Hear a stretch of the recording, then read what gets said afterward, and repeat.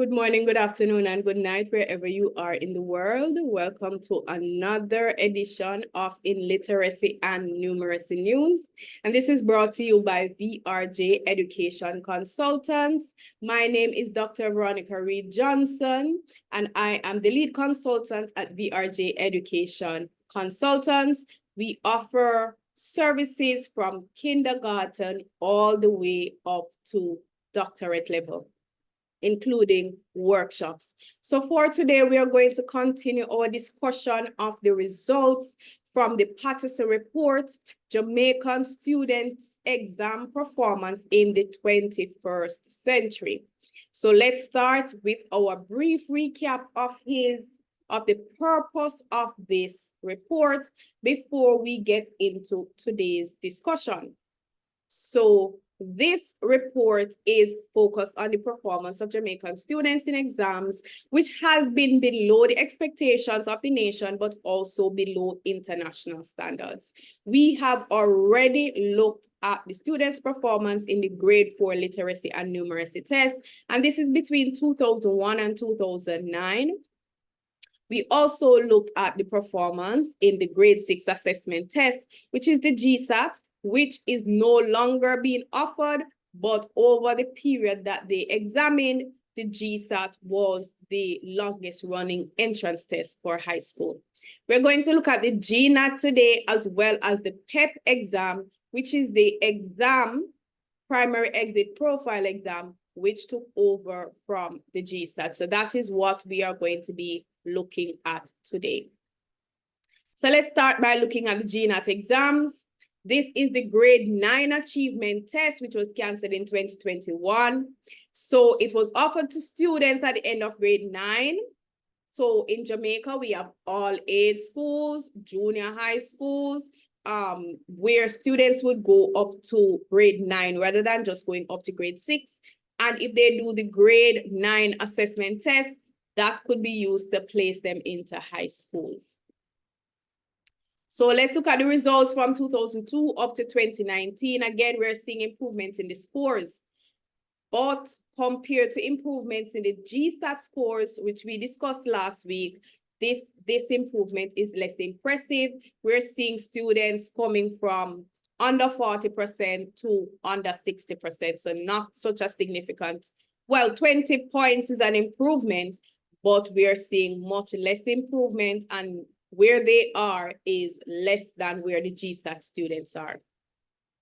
These tests are usually taken, however, in schools where a lot of students that were weaker in these areas are attending, right? And also students, these are public schools. So we talked 2 weeks ago about the difference between the performance of students in public schools and private schools, and that is linked to our discussion much earlier where we talked about students coming from households that have more money are outperforming students that are coming from areas where, or households where they have less money, right? So let's look at the scores again by gender in terms of math scores and language scores. So we're seeing where the math scores were coming from under 20%, but the language scores were coming even lower before 2005, right? So when we end the period, so we are seeing a lot of movement with math started under 20 and under 40. With language arts, we started under 20. It's gotten up to between 60 and 70. So there was a lot more improvement in terms of language arts compared to these students' proficiency in math. The gender gap is narrower than GSAT, right?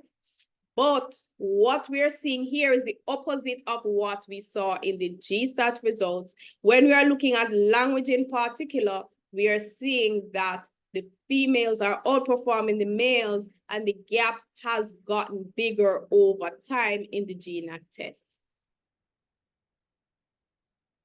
So again, with GNAT, similar to GSAT, there are 4 categories of proficiency, but what we're seeing in the changes is that highly proficient has moved, but it's really the proficient category where there has been a lot of movement. So you have non-proficient in orange on the diagram, you have sub-proficient in gray, proficient in yellow, that's where we're seeing the big jump, and highly proficient in blue. So with the orange, non-proficient has gone down significantly, and proficient in yellow has gone up by a good amount, while we see less movement in students moving into that highly proficient category.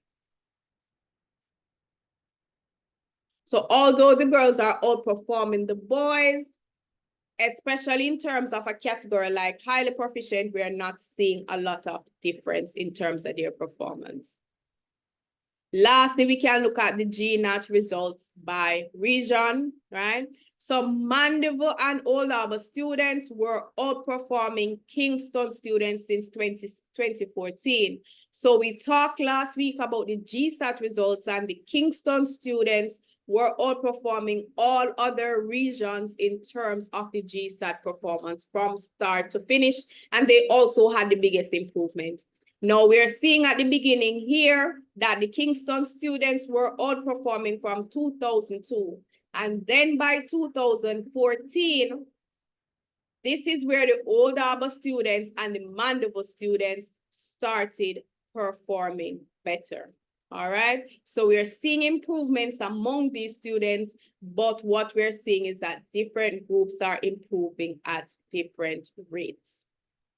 So that's our discussion of the GNAT. We're going to roll that into our discussion of PEP. There is not a lot of data on PEP because PEP is new, all right? So the primary exit profile exam is meant to be a different way of looking at examination in terms of standardized testing. So it was a shift away from memorizing things and swatting things towards analytic and creative thinking.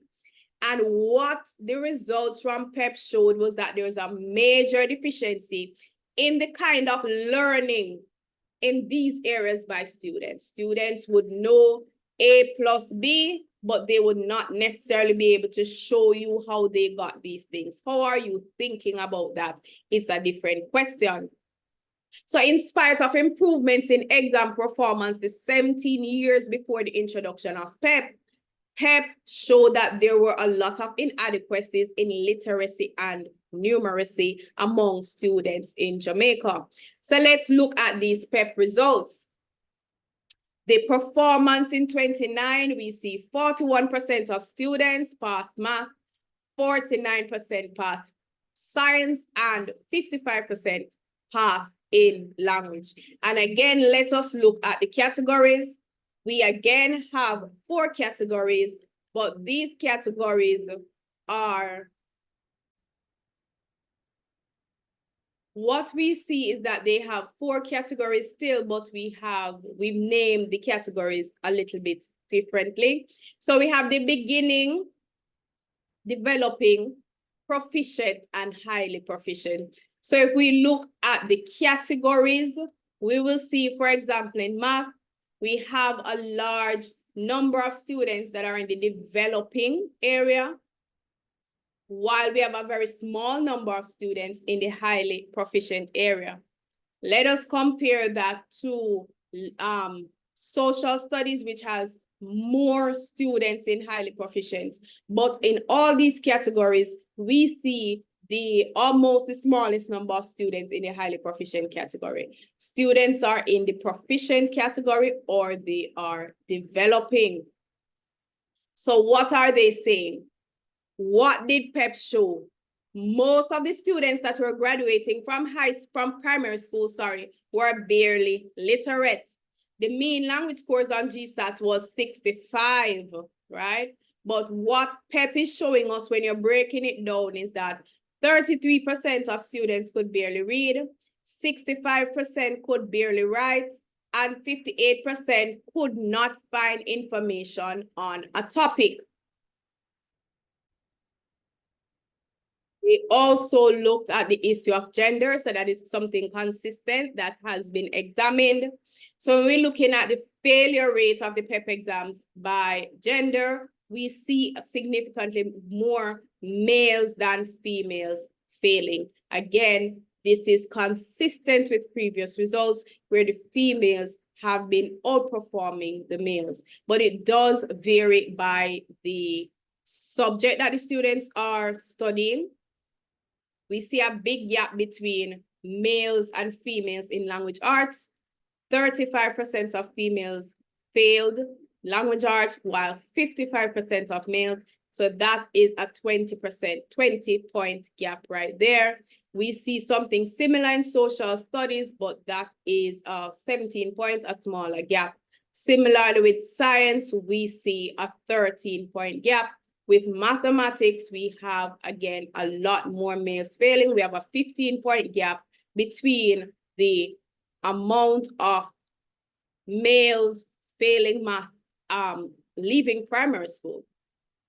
66% of males failing math and 51% of females failing math. These are really high percentages. So next week, we will come and talk about the high school students. So for now, we have wrapped up the primary exams. We're going to talk about CSEC, and we're going to talk about CAPE. And then we will have our overall discussion about tests and exams in Jamaica and how students have been performing, and do we have any data since then, since 2019, for us to say what is happening. So I look forward to seeing you again next week when we look at the high school students, the performance of the students in CSEC and CAPE. Thank you.